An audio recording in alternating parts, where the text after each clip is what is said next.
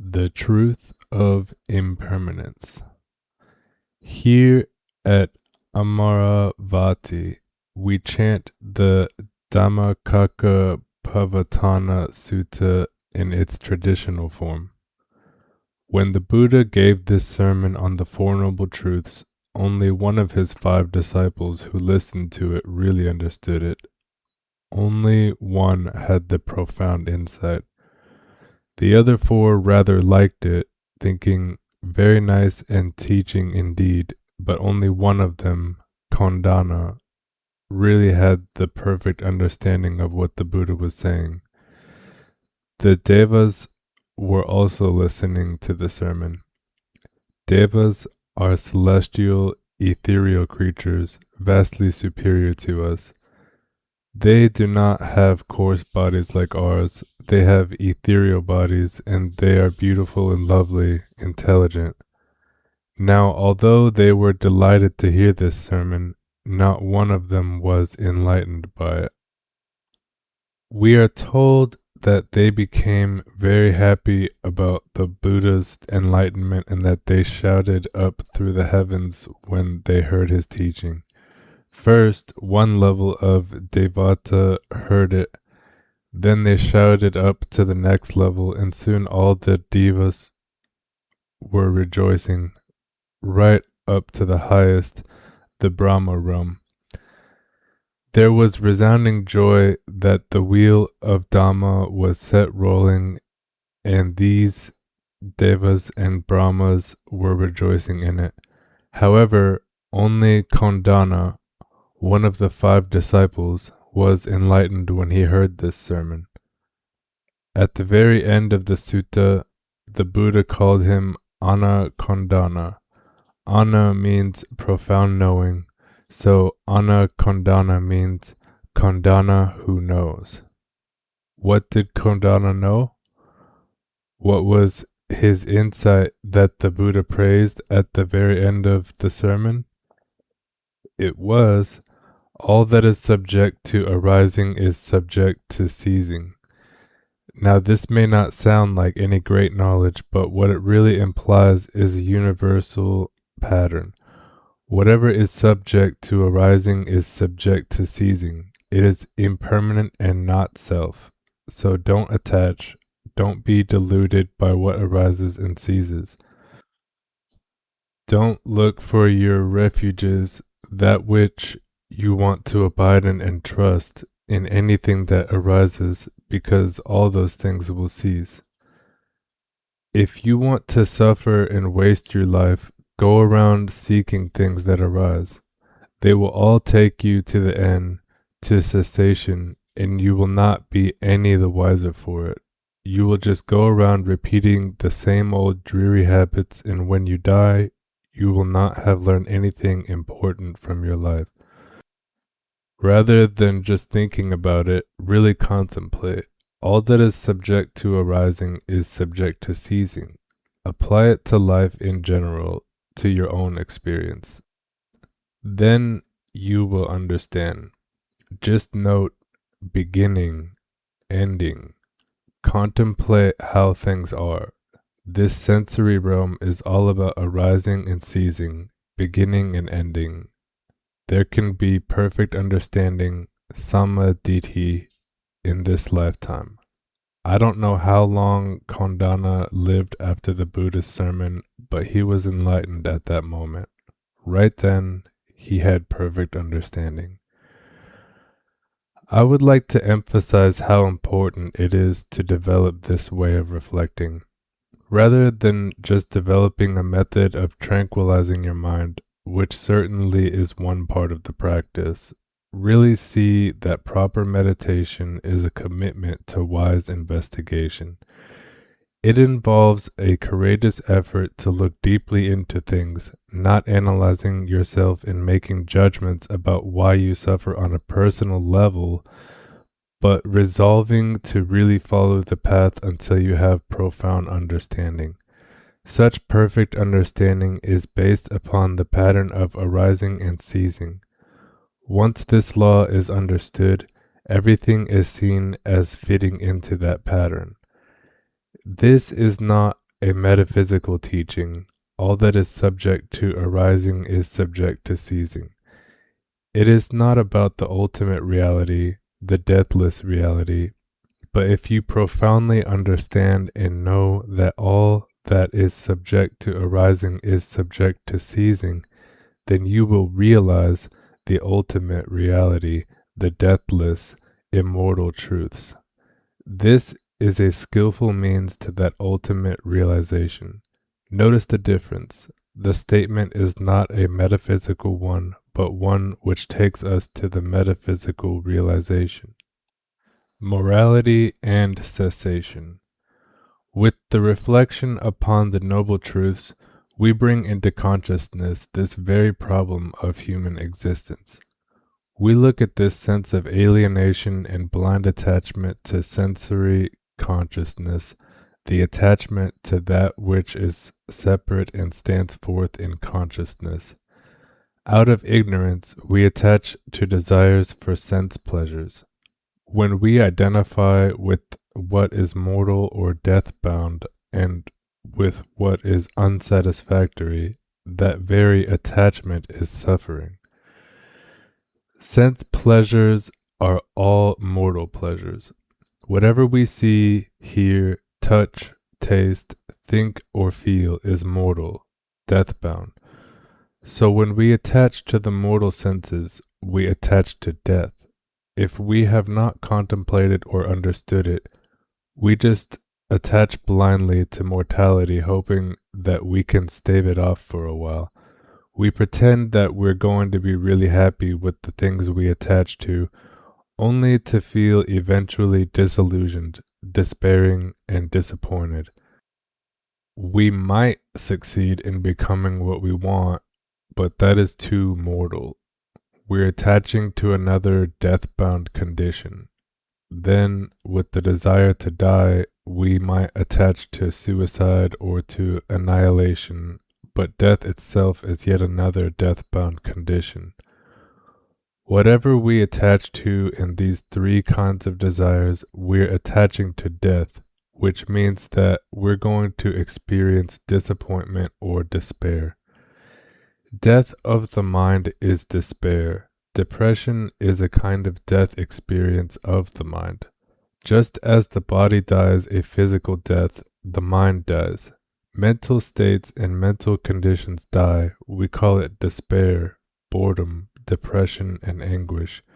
Whenever we attach, if we're experiencing boredom, despair, anguish, and sorrow, we tend to seek some other mortal condition that's arising. As an example, if you feel despair and you think, I want a piece of chocolate cake, off you go. For a moment you can absorb into the sweet, delicious chocolate flavor of that piece of cake. At that moment, there's becoming. You've actually become the sweet, delicious chocolate flavor. But you can't hold on to that very long. You swallow and what's left? Then you have to go on to do something else. That is becoming. We are blinded, caught in this becoming process on the sensual plane. But through knowing desire without judging the beauty or ugliness of the sensual plane, we come to see desire as it is. There's knowing. Then, by laying aside these desires rather than grasping at them, we experience nirodha, the cessation of suffering. This is the third noble truth which we must realize for ourselves. We contemplate cessation. We say there is cessation, and we know when something has ceased. Allowing things to arise. Before you can let things go, you have to admit them into full consciousness. In meditation, our aim is to skillfully allow the subconscious to arise into consciousness. All the despair, fears, anguish, suppression, and anger is allowed to become conscious. There is a tendency in people to hold to very high-minded ideals. we can become very disappointed in ourselves because sometimes we feel we are not as good as we should be, or we should not feel angry, all the shoulds and shouldn'ts. Then we create desire to get rid of the bad things, and this desire has a righteous quality. It seems right to get rid of bad things, anger and jealousy, because a good person should not be like that. Thus, we create guilt. In reflecting on this, we bring into consciousness the desire to become this ideal and the desire to get rid of these bad things. And by doing that, we can let go, so that rather than becoming the perfect person, you let go of that desire. What is left is the pure mind. There's no need to become the perfect person because the pure mind is where perfect people arise and cease. Cessation is easy to understand on an intellectual level, but to realize it may be quite difficult because this entails abiding with what we think we cannot bear. For example, when I first started meditating, I had the idea that meditation would make me kinder and happier, and I was expecting to experience blissful mind states. But during the first 2 months, I never felt so much hatred and anger in my life. I thought, this is terrible. Meditation has made me worse. But then I contemplated why was there so much hatred and aversion coming up, and I realized that much of my life had been an attempt to run away from all that. I used to be a compulsive reader. I would have to take books with me wherever I went. Anytime fear or aversion started creeping in, I would whip out my book and read, or I would smoke or munch on snacks. I had an image of myself as being a kind person that did not hate people, so any hint of aversion or hatred was repressed. This is why during the first few months as a monk, I was so desperate for things to do. I was trying to seek something to distract myself with because I had started to remember in meditation all the things I deliberately tried to forget. Memories from childhood and adolescence kept coming up in my mind. Then this anger and hatred became so conscious it just seemed to overwhelm me. But something in me began to recognize that I had to bear with this, so I did stick it out. All the hatred and anger that had been suppressed in 30 years of living rose to its peak at this time, and it burned itself out and ceased through meditation. It was a process of purification. To allow this process of cessation to work, we must be willing to suffer. This is why I stress the importance of patience. We have to open our minds to suffering because it is in embracing suffering that suffering ceases. When we find that we are suffering, physically or mentally, then we go to the actual suffering that is present. We open completely to it, welcome it, concentrate on it, allowing it to be what it is. That means we must be patient and bear with the unpleasantness of a particular condition. We have to endure boredom, despair, doubt, and fear in order to understand that they cease rather than running away from them. As long as we do not allow things to cease, we just create new karma that just reinforces our habits. When something arises, we grasp it and proliferate around it, and this complicates everything. Then these things will be repeated and repeated throughout our lives. We cannot go around following our desires and fears and expect to realize peace. We contemplate fear and desire so that these do not delude us anymore. We have to know what is deluding us before we can let it go. Desire and fear are to be known as impermanent. unsatisfactory, and not self. They are seen and penetrated so that suffering can burn itself away. It is very important here to differentiate between cessation and annihilation, the desire that comes into the mind to get rid of something. Cessation is the natural ending of any condition that has arisen.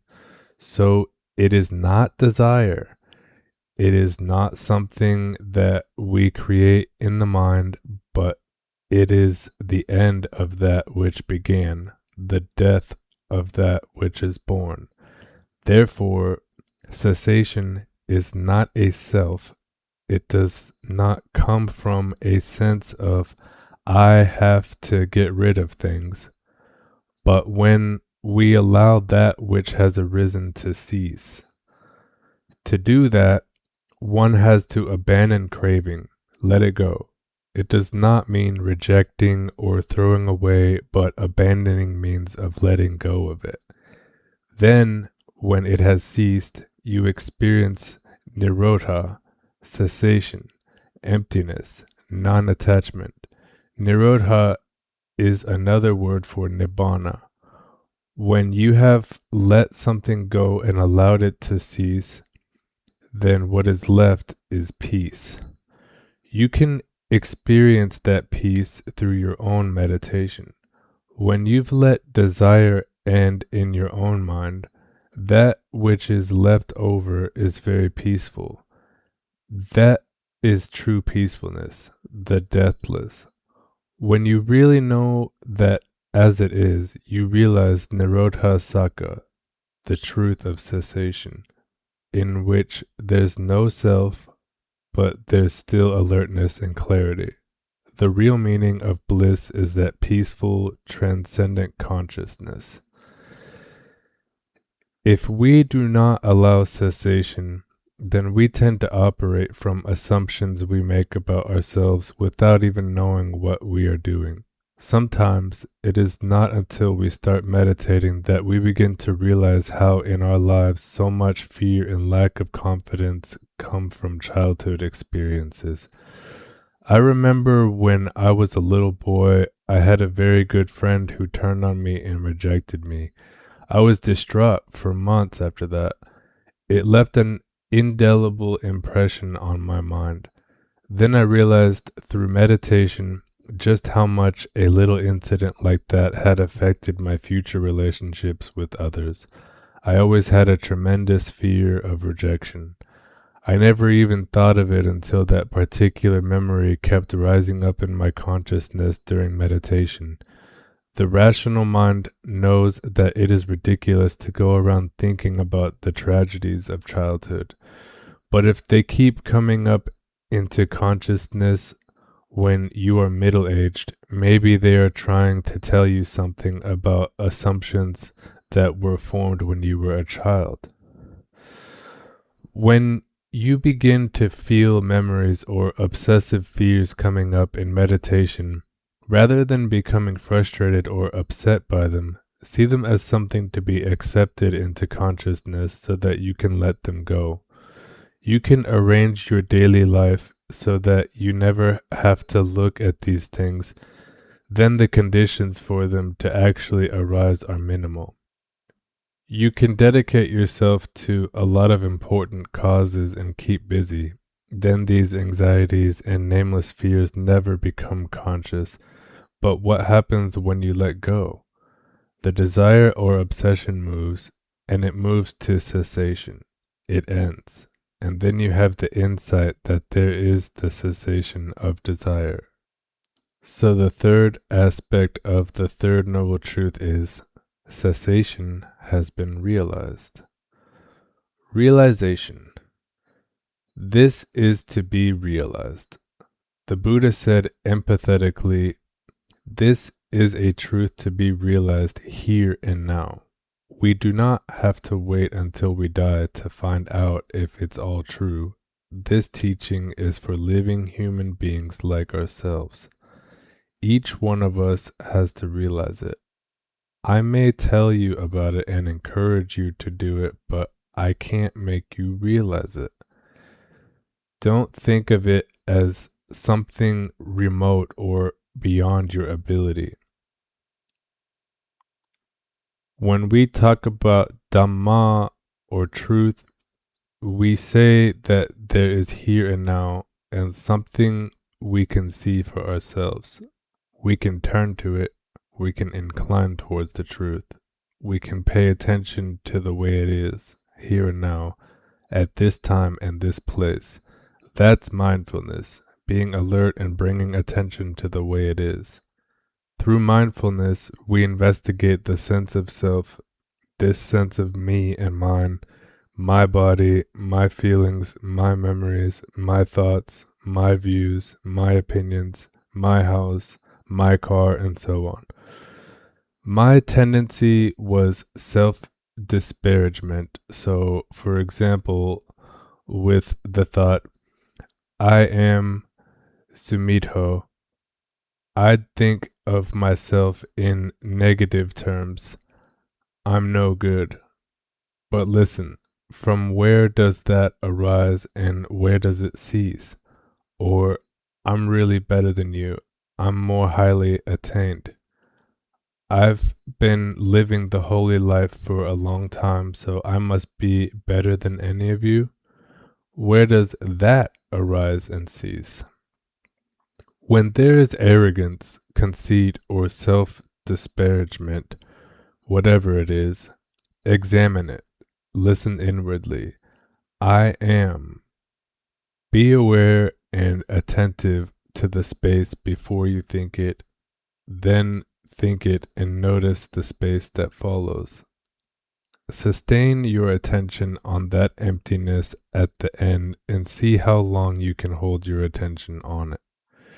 See if you can hear a kind of ringing sound in the mind, the sound of silence, the primordial sound. When you concentrate your attention on that, you can reflect, is there any sense of self? You see that when you're really empty, when there's just clarity, alertness, and attention, there's no self.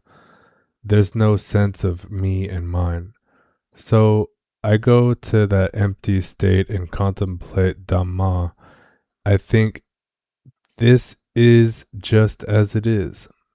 This body here is just this way. I can give it a name or not, but right now it's just this way. It's not Sumedho. There's no Buddhist monk in that emptiness. Buddhist monk is merely a convention, appropriate to time and place. When people praise you and say, "How wonderful," you can know it as someone giving you praise without taking it personally. You know there's no Buddhist monk there. It's just suchness.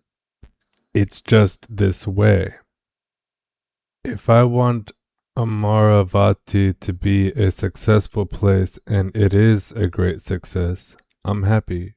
But if it all fails, if no one is interested, we can't pay the electricity bill and everything falls apart. Failure. But really, there's no Amaravati.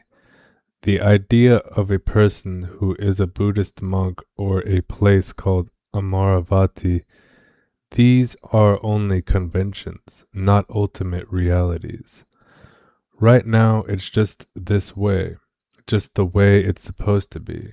One doesn't carry the burden of such a place on one's shoulders because one sees it as it really is and there's no person to be involved in it. Whether it succeeds or fails is no longer important in the same way. In emptiness, things are just what they are.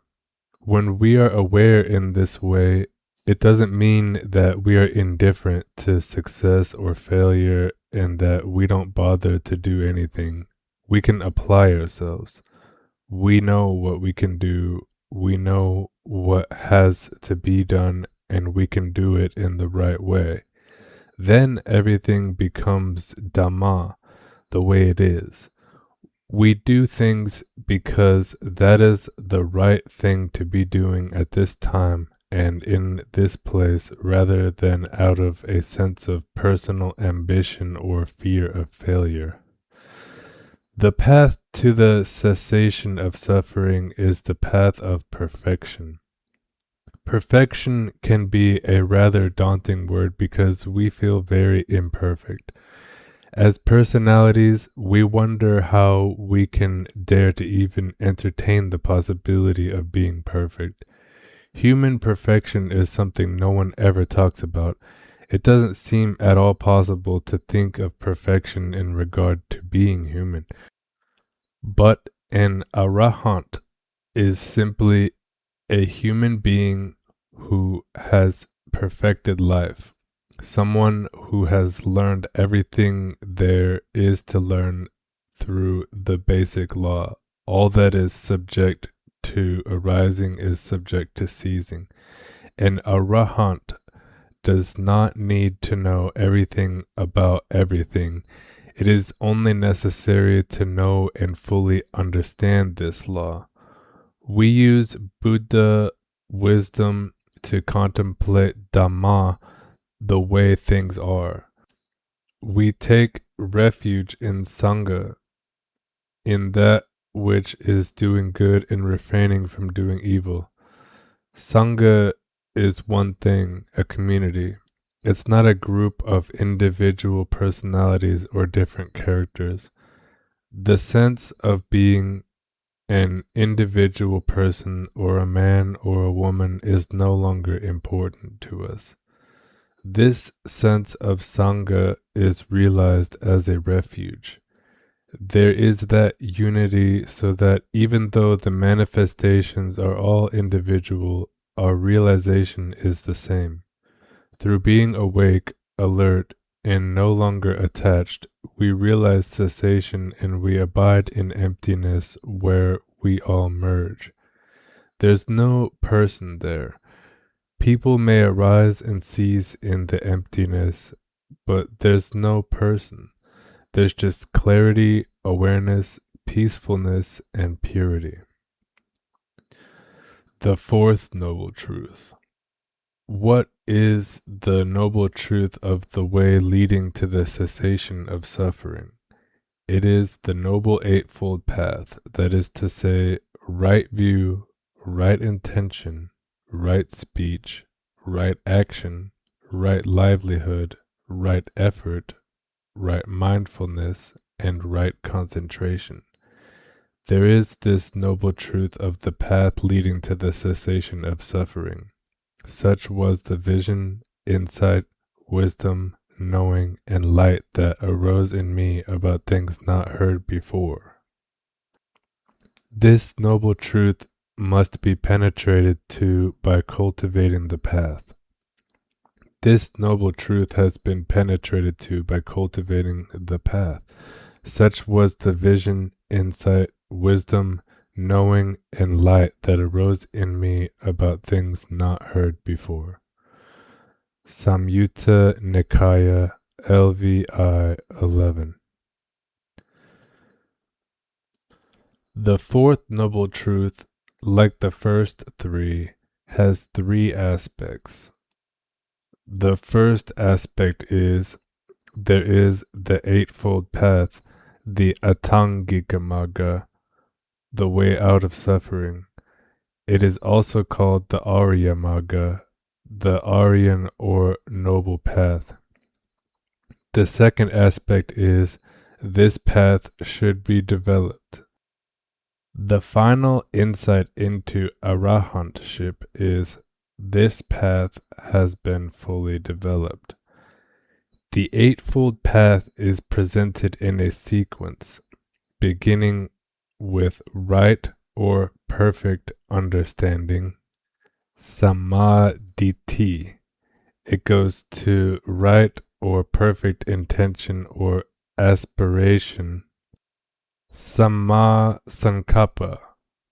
These first two elements of the path are grouped together as wisdom, panya, moral commitment, sila. flows from Panya. This covers right speech, right action, and right livelihood, also referred to as perfect speech, perfect action, and perfect livelihood. Samavajya, Samakamanta, and Sama Ajiva.